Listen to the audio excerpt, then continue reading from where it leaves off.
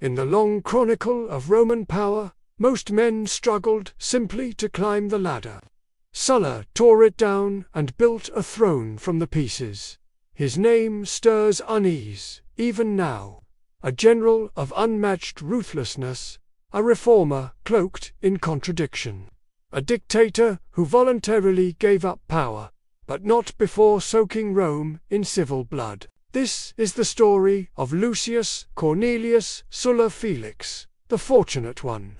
But if fortune favored Sulla, it came at a price paid by senators, soldiers, and the soul of the Republic itself.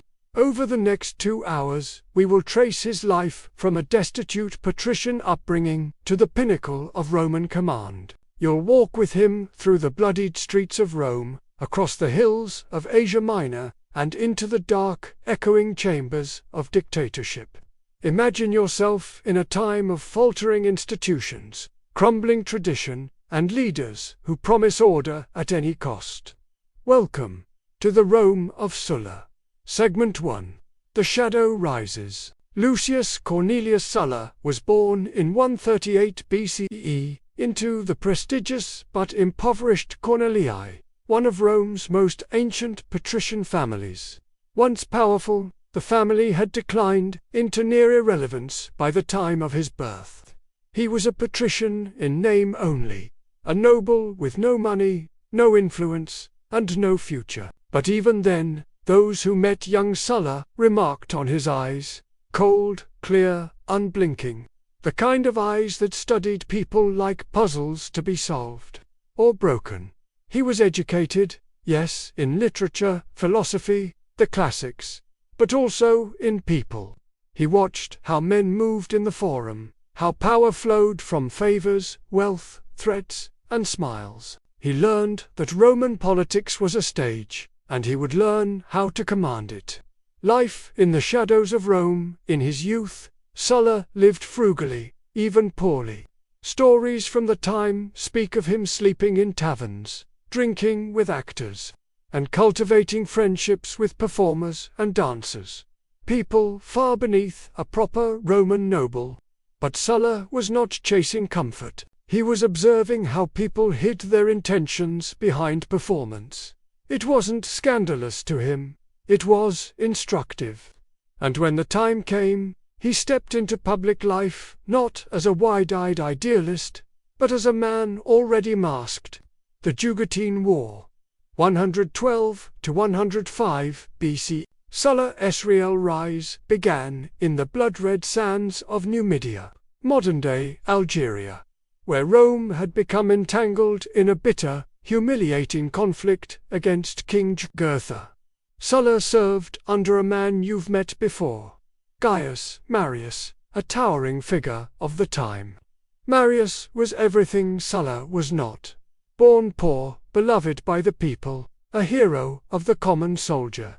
But their partnership, brief though it was, would ignite one of the greatest rivalries in Roman history. The capture of Jugurtha in 106 BCE.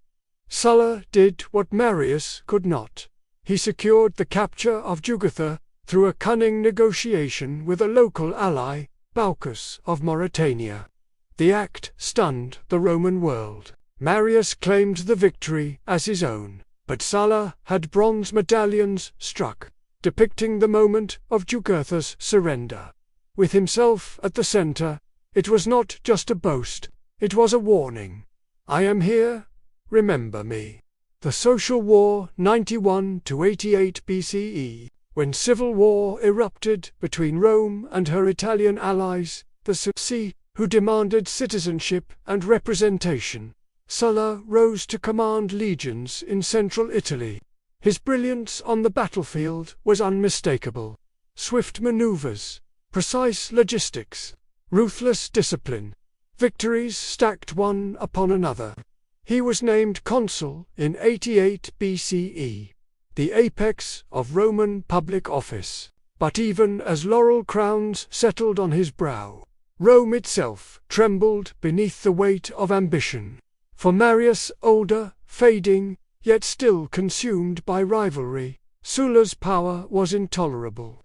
The Senate had appointed Sulla to lead a war against the Eastern king Mithridates of Pontus, but Marius, through political allies in the popular assembly, had the command transferred to himself. A stunning insult, and Sulla, already hardened by decades of watching men betray each other with smiles, made a choice that would rupture the very idea of the Republic. Sulla marches on Rome 88 BCE. No Roman general had ever brought his legions into the city of Rome itself. Sulla would be the first. He turned his soldiers west, and crossed the sacred boundary, the Pomerium, with fire and steel. There were no speeches, no debates, only swords, shields, and the thunder of boots in the streets. Sulla took Rome by force. Marius fled in the chaos, and his allies were executed or exiled. Sulla then did something curious. He left, having secured control. He departed for the east to wage his campaign against Mithridates, leaving the city in the hands of his allies. But Rome would not stay silent. Segment 2. The Eastern War and Rome in chaos. While Rome tore at itself like a wounded beast, Sulla turned his gaze to the east, to Asia Minor, where King Mithridates, the sixth of Pontus, had unleashed chaos across the Greek-speaking provinces.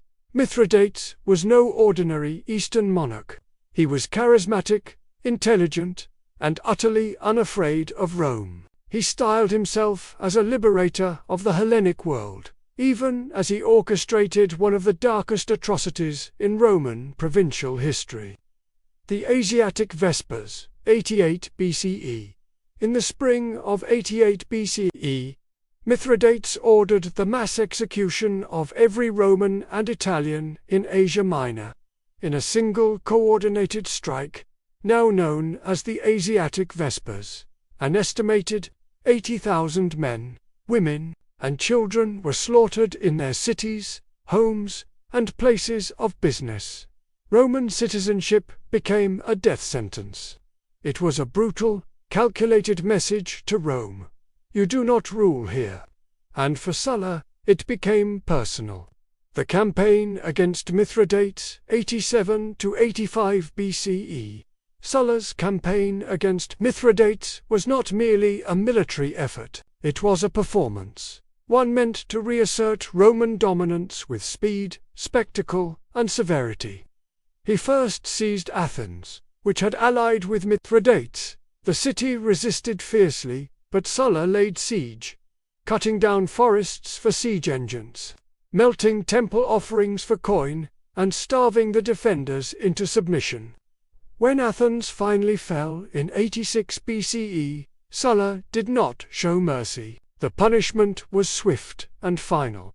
Statues were torn down, executions followed. Even the memory of rebellion would not be allowed to linger. But he spared the libraries. Even in vengeance, Sulla understood the power of knowledge, and perhaps legacy, victory and treaty. After a series of lightning victories in Greece and Asia, Sulla crushed Mithridates' forces at the Battle of Orchomenus. Mithridates, wounded and humiliated, fled east. Rather than pursue total war, Sulla chose negotiation, securing a treaty in 85 BCE that left Rome's eastern provinces restored, and Mithridates momentarily tamed. Why settle? Because Rome was on fire again. Rome, in his absence back in Rome, Sulla's enemies had seized the moment. Caius Marius, now in his 70s, returned from exile. With him came Lucius Cornelius Sulla, a radical populist consul. Together, they unleashed a wave of terror, purging the Senate, exiling the aristocracy, and slaughtering Sulla's allies. Marius died shortly after. Exhausted or consumed, no one knows, but the damage was done. Cinna remained, and Sulla was now a man without a party, returning not to a republic, but to a vendetta. Sulla returns, 83 BCE. In 83 BCE, Sulla landed in southern Italy with 5 legions. seasoned, battle-hardened, and loyal only to him. He declared he came in peace. But his soldiers moved with deadly precision. Local governors, terrified, defected. Veterans rallied to his banner. Even Pompey, a young aristocrat with private forces of his own, joined Sulla, earning the nickname Magnus from the man himself. The Second Civil War, 83 to 82 BCE. The war was bitter. Cities like Praeneste, Capua, and Rome itself became battlegrounds. At the Battle of the Colline Gate in 82 BCE, just outside the walls of Rome, Sulla faced the last major resistance, a coalition of Samnite and Marian forces. The battle raged through the night. At dawn, Sulla stood victorious. Though tens of thousands lay dead across the fields, he ordered the captured Samnites executed, a calculated signal that rebellion would be repaid with annihilation. From that moment forward, no one doubted Sulla's dominance. But how would he wield it? The prescriptions begin. Sulla entered Rome not as consul, but as something entirely new. Dictator for the reconstitution of the Republic, an office revived from the old days of emergency power, now held without term limits. He instituted the infamous prescriptions, public death lists. If your name was posted, you were outlawed. Anyone could kill you. In fact, they were rewarded for doing so. Your property was seized, your family disinherited, your memory erased. This was not madness. It was systematic control through terror. Sulla was not lashing out. He was remaking Rome by eliminating anyone who stood in the way. Segment 3. The Reforms and the New Republic. Sulla had conquered Rome twice. He had defied law, convention, and morality. But what he did next would surprise even his allies, and shake the foundations of Roman governance. Because Sulla did not claim kingship, he did not declare himself emperor. He did not raise temples to himself or rename months in his honor. Instead, he did something arguably more radical. He tried to rebuild the Republic, on his terms, with his tools, in his image. Dictator, legibus, scribendus, et re publicae, constituende, cosa, in 82 BCE. The Senate appointed Sulla as dictator, legibus, scribendus, et re publicae, constituende, cosa, dictator, for writing laws and restoring the Republic. This was no ceremonial position. It was, effectively, a constitutional blank check. And Sulla wielded it with surgical intent. His goal wasn't to destroy the Republic. It was to stabilize it by removing its chaos. The reforms, Sulla's reforms, reshaped the structure of Roman power from the inside out. 1. The Senate expanded and empowered. He increased the Senate from 300 to 600 members, filling it with his allies and the equestrian class. This move diluted the power of old families and made the body more beholden to him. 2. Tribunes weakened the tribunes of the plebs. Once the great protectors of the people had their powers gutted, they could no longer propose legislation or seek higher office after serving. The message was clear. Populism was dangerous. It needed to be contained. 3. Magistrates controlled. He enforced a strict cursus honorum, or path of offices, with mandatory age limits and intervals. No more upstart generals skipping rungs on the ladder. Advancement became rigid, legalistic, slow. 4. Provincial governance reformed. Governors were given fixed terms, and their actions in provinces were tightly regulated, at least in theory, to reduce corruption and private armies like those that had fueled the Marian Wars. 5. Legal reforms. Sulla rewrote jury composition laws, removing the equestrians and returning judicial power to the Senate. Trials became more controlled, less populist. Each reform followed a simple principle: centralize power, reduce chaos, and ensure that no one could do to Rome what he himself had just done. The proscriptions continued legacy. Though the peak of the proscriptions had passed, their legacy loomed like a thundercloud. The wealth of the murdered flowed into the hands of new families, including the up-and-coming Julius Caesar, whose relatives had been proscribed, but who was spared due to family connections. It was said that many Romans grew rich during this time. But none felt safe. Trust had evaporated. Sulla had shown that power, not law, defined survival in the new republic. Sulla's private life, in power, even as he reshaped Rome, Sulla remained strikingly human in private life. He loved theatre, he debated literature, he joked with actors and musicians.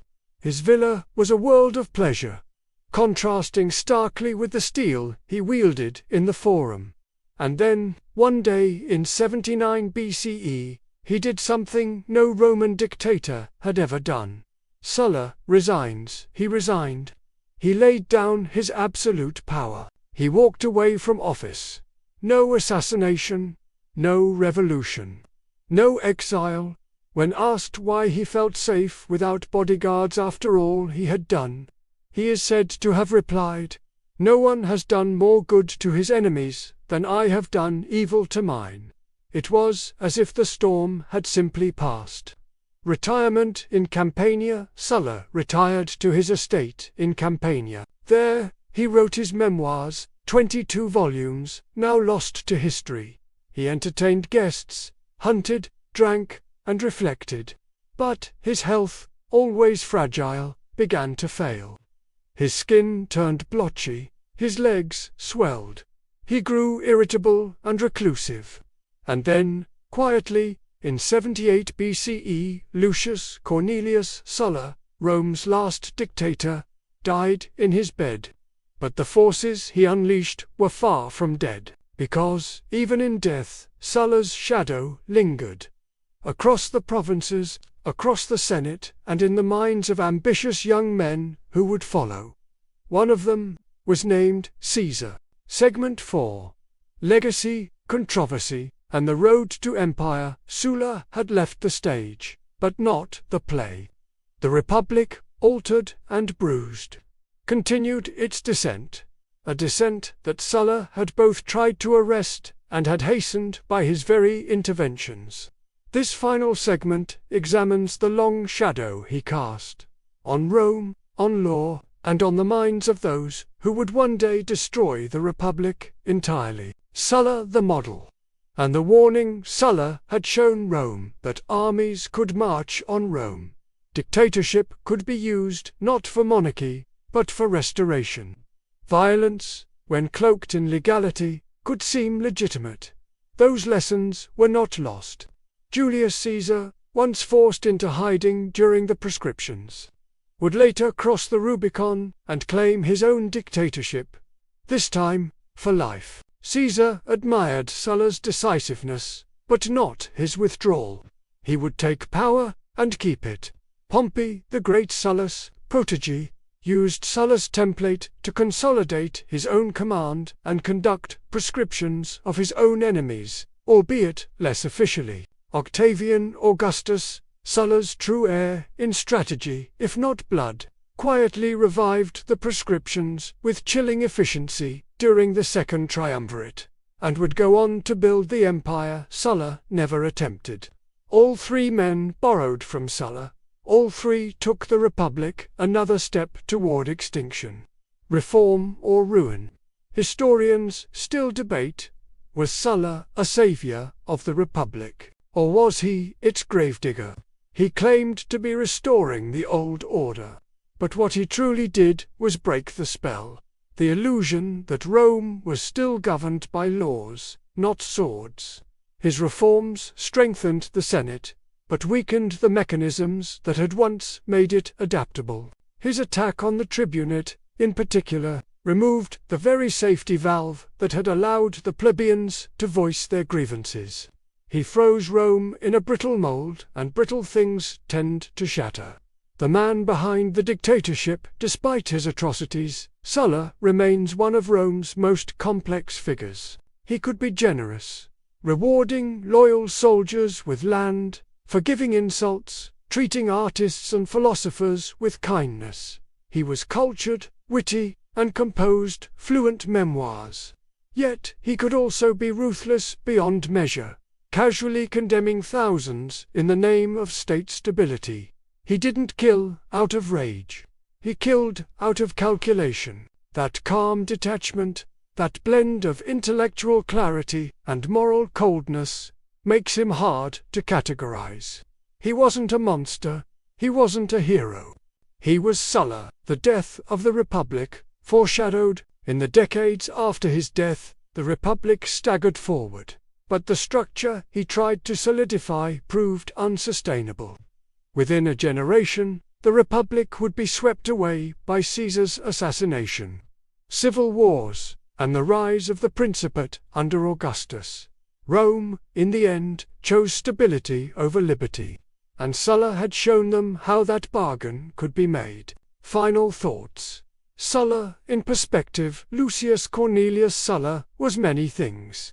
A soldier of fortune, a brilliant general, a destroyer of enemies, a restorer of laws, a breaker of norms. He was both deeply Roman and utterly unlike any Roman before him. He believed in fate, in the goddess Fortuna, and believed she had chosen him. But perhaps, in the end, she chose him not to save the Republic, but to prepare it for what would come next. And if you listen closely to Rome's long, crumbling silence, you can still hear the echo of marching feet. Sulla's feet. The Republic is nothing without the laws. But who makes the laws, makes the Republic.